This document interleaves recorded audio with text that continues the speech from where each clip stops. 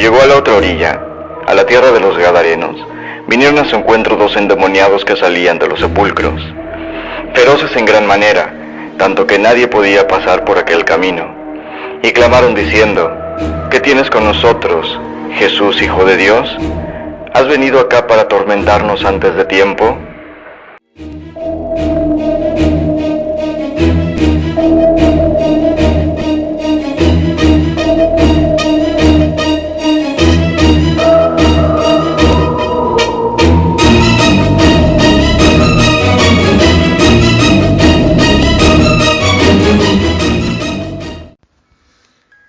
La Biblia da varios ejemplos de personas que fueron poseídas o influenciadas por demonios, entre ellas el rey Saúl.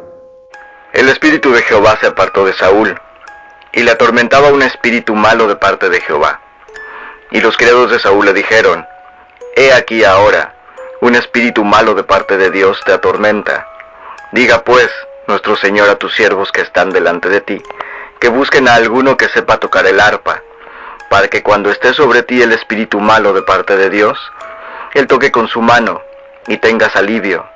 Y cuando el espíritu malo de parte de Dios venía sobre Saúl, David tomaba el arpa y tocaba con su mano, y Saúl tenía alivio y estaba mejor, y el espíritu malo se apartaba de él.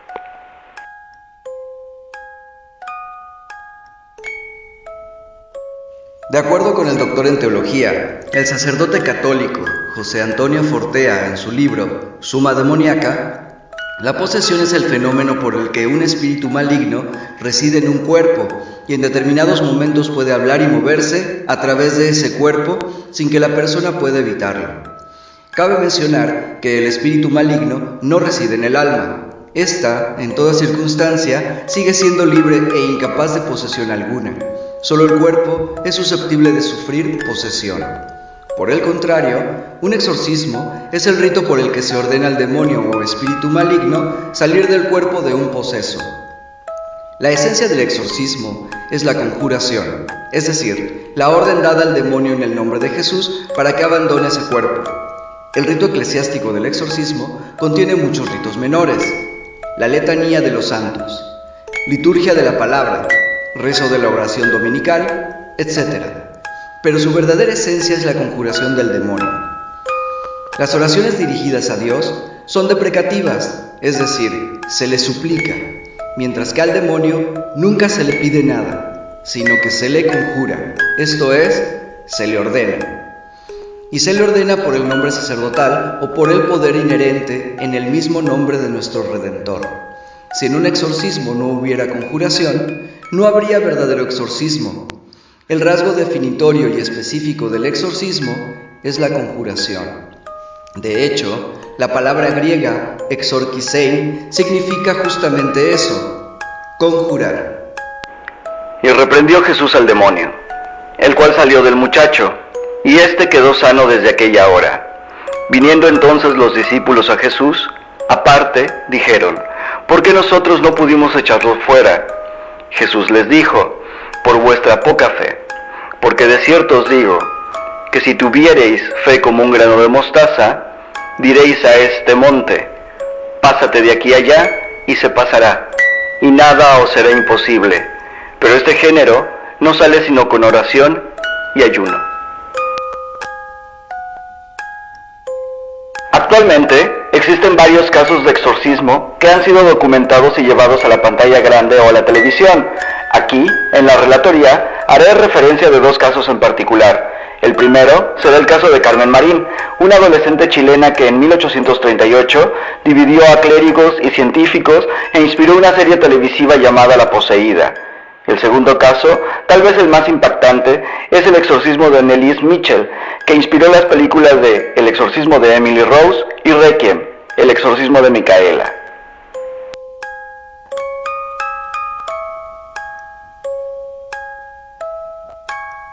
Acerca de la vida de Carmen Marín, hay muy poca información debido a los pocos registros que quedan de esa época. Sin embargo, lo que se sabe es que ella quedó huérfana en su primer año de vida, por lo que quedó a cargo de una tía. A sus 12 años de edad, Carmen Marín estaba internada en un hospicio de monjas, en donde se educaba y recibía su formación. Fue en aquel lugar donde los registros indican que Carmen dio inicio a su supuesta posesión demoníaca.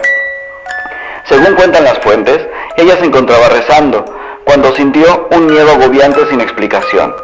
Más tarde, a medianoche, tuvo un sueño en que le pareció que peleaba con el mismísimo diablo. Tras despertar de la pesadilla, se levantó y atacó a sus compañeras de pieza. A medida que el tiempo transcurría, la supuesta enfermedad de Carmen avanzaba de forma imparable. Fueron varios los que trataron de ayudar a la joven, desde médicos, brujos y adivinos, sin resultados positivos, por lo que fue, finalmente, derivada al hospital de Valparaíso, en donde intentó suicidarse después de un año de tratamiento. Luego de pasar por otros recintos asistenciales y recibir toda clase de tratamientos, la joven terminó viviendo en el hospicio de las Hermanas de la Caridad de Santiago. Allí debió compartir su habitación con un niño enfermo, a quien sus padres hacían recitar el Evangelio de San Juan. Los encargados del lugar descubrieron entonces, con mucha sorpresa, que cada vez que el niño recitaba ese Evangelio, los ataques de Carmen Marín se detenían por arte de magia.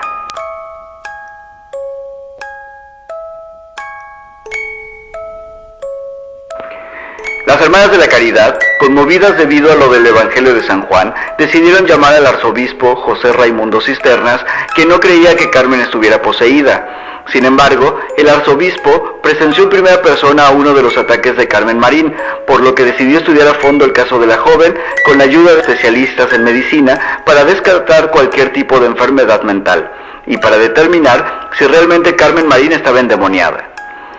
En un registro que se tiene de la época, el padre Cisternas dejó escrito lo siguiente: un momento después de principiar, la enferma se agitó horriblemente, levantó el pecho de un modo extraordinario, formó un gran ruido con los líquidos que había en su estómago, y cuando el Evangelio iba en más de la mitad, dobló el cuerpo, abrió cuanto pudo la boca, tomó un aspecto verdaderamente horripilante, y los cabellos se le erizaron. En una palabra, no parecía una criatura humana. No sé lo que pasó entonces por la mente de mis compañeros. Yo, por mi parte, puedo asegurar que la sangre se heló en mis venas y tuve que hacer un esfuerzo para presenciar la conclusión de tan nunca visto acontecimiento. Los registros explican que mientras Carmen estaba bajo el frenesí de sus ataques, podía hablar en diversas lenguas desconocidas para ella, como latín, alemán, francés, entre otras. Además se menciona que Carmen Marín poseía una fuerza sobrehumana y era imposible detenerla a pesar del número de hombres que ayudaban. Otra característica que tenía bajo la posesión era que podía observar todo lo que ocurría a su espalda sin ella girar la cabeza para observar lo que había detrás, dejando sorprendidos a todos los presentes. De Carmen Marín no se sabe más que su problema demoníaco o médico. Después de varios tratamientos, hay registros que indican que la joven fue sometida a un exitoso exorcismo por la Iglesia Católica y su mal llegó a su fin. Los religiosos que la atendieron habrían relatado que el demonio, antes de marcharse del cuerpo de la mujer, profirió amenazas y prometió volver dentro de 1 año y medio. Cuando se le preguntó bajo qué forma, este respondió: no se sabe, tendrás que averiguarlo.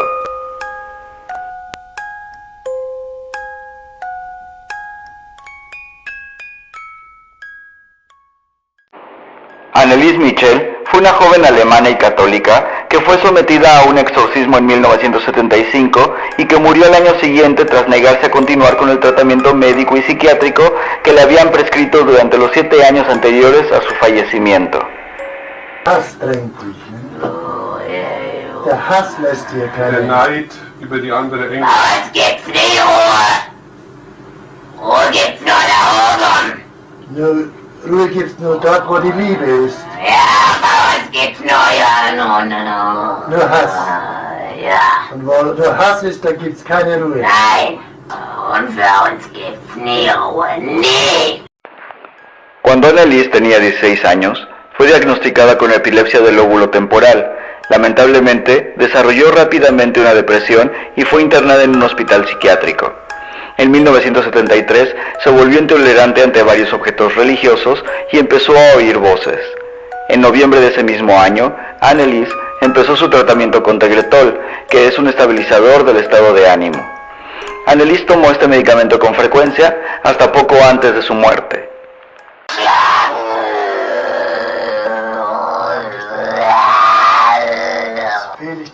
fortzufahren.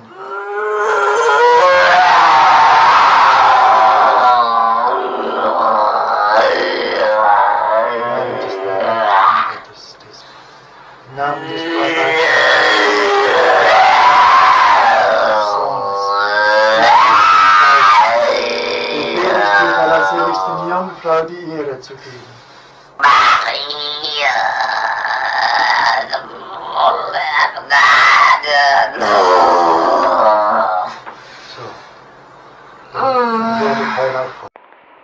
Su condición empeoró a pesar de los medicamentos e intentó cometer suicidio. Anneliese y su familia creían que estaba poseída y llamaron a un sacerdote católico para practicarle un exorcismo. Al principio fueron rechazados, sin embargo, en 1975, tras muchas reflexiones, 2 sacerdotes obtuvieron permiso del obispo local y le realizaron un exorcismo. Durante las sesiones, Anneliese manifestó estar poseída por 6 demonios: Lucifer, Caín, Judas Iscariote, Nerón y un sacerdote corrupto del siglo XVI de apellido Fleischmann. Wer bist du? Judas. Nein. Fleischmann Oh ja, ich muss jetzt gehen. in die Hölle. Oh ja. Und du weißt noch, was du zu sagen hast? Ja.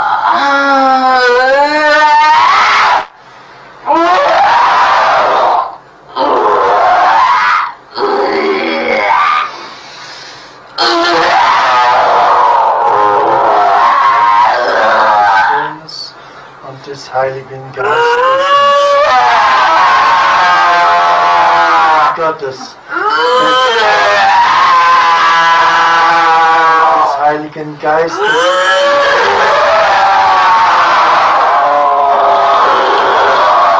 Und gib das Zeichen des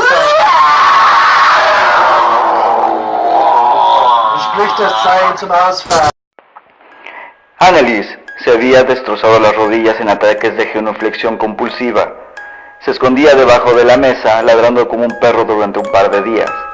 Comía arañas, carbón y le arrancó la cabeza de un mordisco a un pájaro muerto. Lamía su propia orina del suelo y podía oírsele a través de la pared gritando durante horas. El exorcismo se prolongó durante un año. En la primavera de 1976, Anneliese sufría de neumonía y anemia. Gradualmente debilitada y agotada hasta la fiebre, murió el 1 de julio a los 23 años. Esto fue la relatoría, con el tema El exorcismo. Hasta la próxima.